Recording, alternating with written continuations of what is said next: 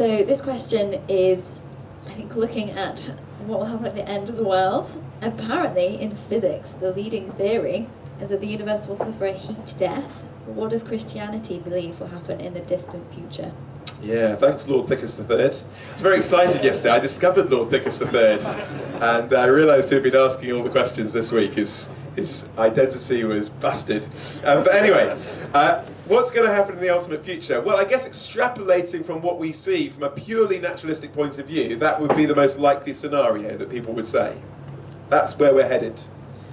But, of course, if we are to say that there is more than just the naturalistic world, if there is a God who set this world in motion and sustains it, which is what the Bible says, then actually what would naturally happen, given no outside interference, isn't necessarily what will happen.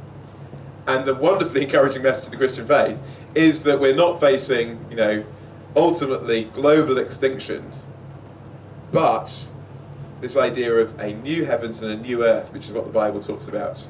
So not so much that we float off to some other dimension, but that God restores this physical world, just as Jesus' physical body was restored after his death through the resurrection.